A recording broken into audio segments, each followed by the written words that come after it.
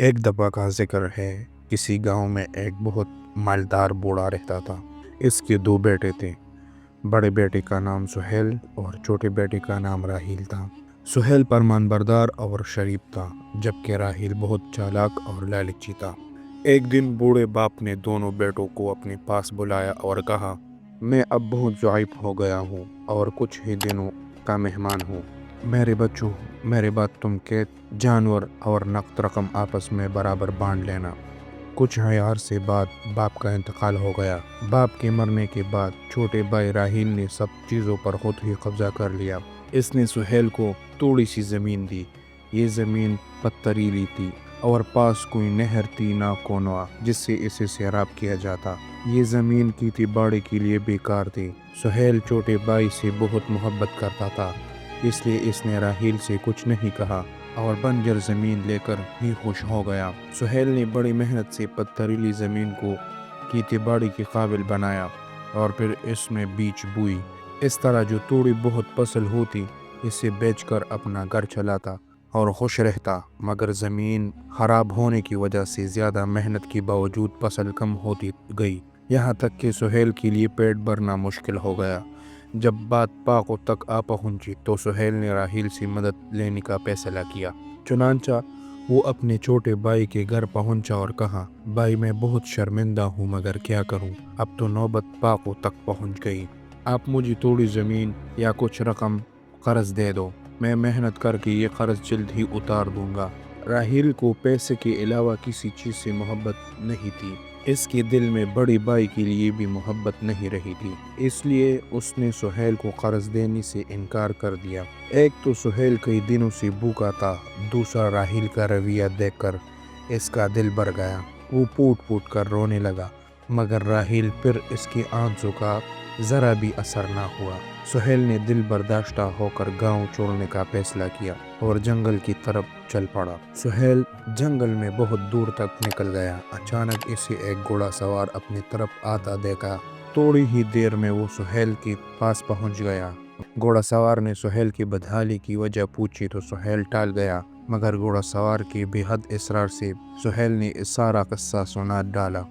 اس کی باتیں سن کر گھوڑا سوار نے کہا، تمہاری بھائی بڑا چالاک معلوم ہوتا ہے، اس نے تمہارے ساتھ بہت برا سلوک کیا، خیر میں تمہیں تمہارا حصہ دلواؤں گا۔ سہیل بولا، نہیں جناب، مجھے کچھ نہیں چاہیے۔ یہ جواب سن کر گھوڑا سوار کو بہت حیرت ہوئی۔ اس نے کہا، تمہاری بھائی نے تمام چیز برابر تقسیم نہیں کی، پھر تم کیوں اپنا حصہ نہیں لینا چاہتے؟ سہیل بولا، جناب مجھے اپنے بھائی سے بہت محبت ہے، میں نہیں چاہتا کہ میری وجہ سے اسے پریشانی اٹھانا پڑے۔ گھوڑا سوار سہیل کے جواب سے بہت خوش ہوا اور بولا، اے نیک دل انسان، مجھے تمہاری بات بہت پسند آئی۔ میں ایک ملک کا بادشاہ ہوں، جنگل میں شکار کھیلتے کھیلتے اپنے درباریوں سے بچھڑ گیا اور راستہ بھٹک گیا ہوں۔ تم مجھے شہر لے چلو، میں تمہیں بہت سا انعام دوں گا۔ سہیل بولا، چلیے میں آپ کو شہر لے چلتا ہوں۔ بادشاہ نے سہیل کو اپنے گھوڑے پر بٹھایا اور اس کے بتائے ہوئے راستے پر چل پڑا۔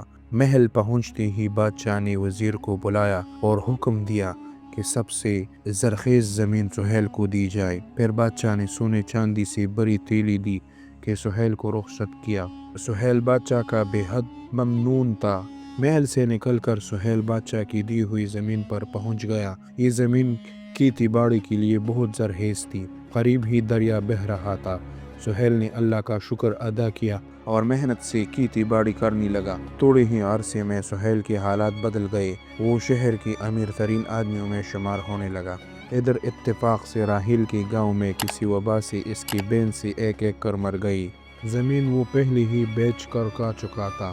جب وہ پیسے کو محتاج ہو گیا تو کسی نہ کسی طرح وہ بڑے بھائی کے پاس پہنچ گیا اور بولا، آپ میرے بڑے بھائی ہوں، اس وقت میں بہت پریشان ہوں، آپ مجھے زمین اور کچھ رقم دے دو۔ سہیل کو اپنے بھائی کی حالت راز دیکھ کر بہت افسوس ہوا۔ اس نے راہیل کو گلے لگایا اور کہا، تم میرے بھائی ہو اور میرے ہر چیز پر تمہارا حق ہے، تم جو چاہو لے سکتے ہو۔